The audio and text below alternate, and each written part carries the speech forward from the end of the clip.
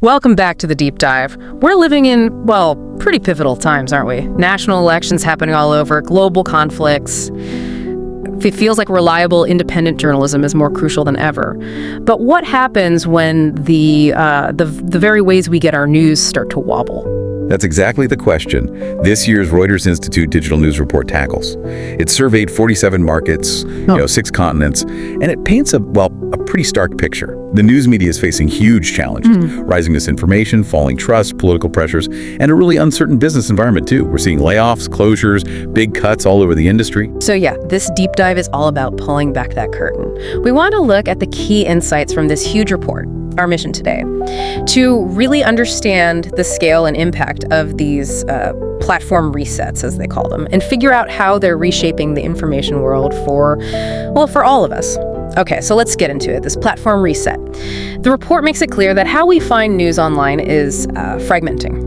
Facebook's role, for example, has dropped off noticeably, down 4 percentage points just in the last year. Yeah, 4 points. And what's fascinating is what's popping up instead. A decade ago, maybe 2 networks reached like 10% of people for news. Now it's 6. YouTube's huge, almost a third globally use it for news. WhatsApp, about a fifth. And TikTok, for the first time, actually overtook Twitter. Yeah. TikTok's at 13%, X is at 10%. And this is all tied to a big shift towards video. Like 2/3 of people watch short news videos every week. And most of them, 72%, are watching on platforms like YouTube or TikTok, not on the news websites themselves. That's the really striking part, isn't it? For most people, the report says these platforms, social media, search, aggregators, they're now the main way in. The main gateway to online news.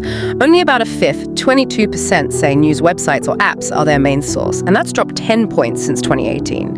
And yeah, it highlights Meta specifically how they've been backing away from news, cutting support, tweaking algorithms against political content, which has led to these huge drops in traffic referrals from Facebook and X, 48% and 27% respectively just last year. Wow. Exactly. And this shift changes the whole dynamic. When people are on YouTube or TikTok, their attention goes somewhere else. Increasingly, it's partisan commentators, influencers, young news creators, not necessarily traditional journalists. I mean, think about Tucker Carlson's interview with Putin on X, over 200 million views. Or in France, you've got Hugo Decrypt. He's 27, and he's a top news source for young people there.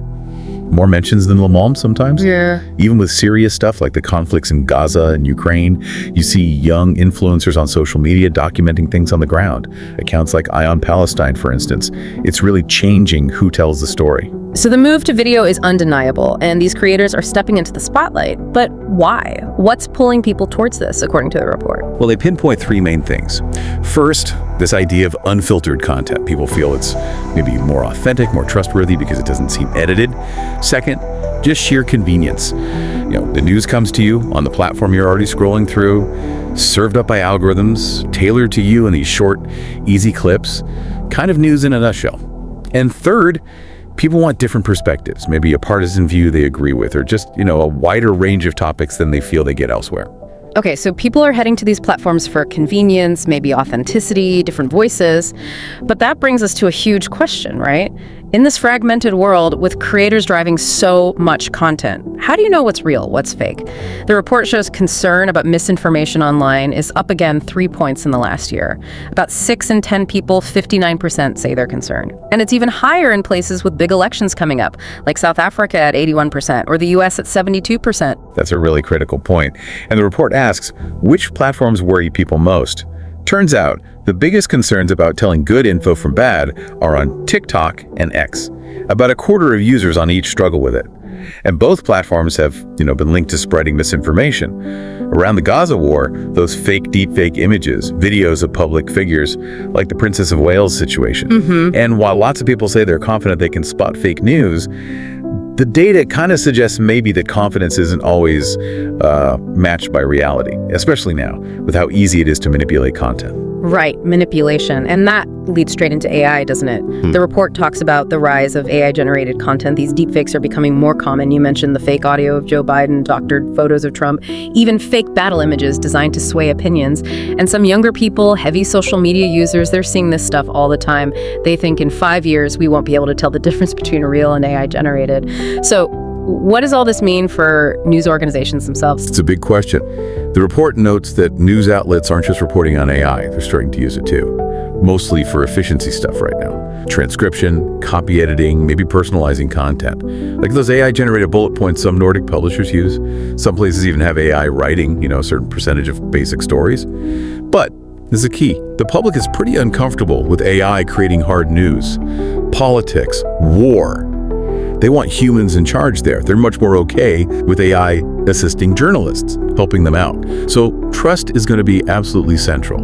If a news organization gets caught using fake images, even AI ones they label, well, that trust could just evaporate. And you have to wonder, as AI gets better, how do newsrooms keep their unique human perspective valuable when there's so much other content out there? Yeah, exactly. So all these changes in how we get news, the trust issues, AI, it all puts massive pressure on the business side of things, right? The report even brings up that New Yorker article asking, is the media prepared for an extinction level event? That was amid all those layoffs. Advertising revenue is down, social media traffic is less reliable, so publishers are pushing subscriptions, reader payments, but the report says those subscriptions are basically stalling. Yeah, think about it. Only 17%, that's roughly 1 in 6 people across 20 of the richer countries, paid anything for online news last year, and that number's barely moved. It's not just that people don't want to pay. It seems like many don't see the value compared to all the free stuff out there. Why pay if you can get something similar or good enough for free? It's become this winner-takes-most market. A few big names, like the New York Times with its 10 million subscribers, they grab a huge chunk of the paying audience. And there's heavy discounting too. 4 out of 10 subscribers are paying less than full price. And when they asked non-subscribers what they would pay, over half, 55%, said nothing, zero. Only 2% would pay the average full price. Wow. So if it's not just the cost, why are people tuning out, even from the free news? The report shows this long-term drop in interest in news. It's down almost everywhere. In some places, like the UK, it's halved since 2015. And women and younger people are a big part of that decline. And the number of people who actively avoid the news sometimes, or often, that's up to 39%. That's a 10-point jump since 2017. People say it's repetitive, it's boring, or just too negative. Makes them feel anxious, powerless. Right, which leads to a really vital question for publishers. What do audiences actually want? The report looked into these user needs. And yeah, update me, just staying informed, that's number one. But people feel the media mostly does that okay. The biggest gaps, providing different perspectives and news that makes me feel better about the world. More hopeful stuff, more optimism. Topic-wise, politics and sports seem pretty well covered, but there are gaps, especially local news in some countries and things like health and education news.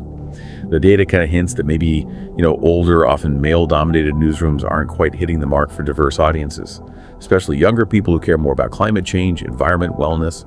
It feels like a bit of a mismatch, really, between what's produced and what some audiences are looking for. But okay, there is one area that seems to be doing well, relatively speaking, news podcasting. That's highlighted as a bright spot. It attracts younger, educated audiences. Publishers are putting money into it.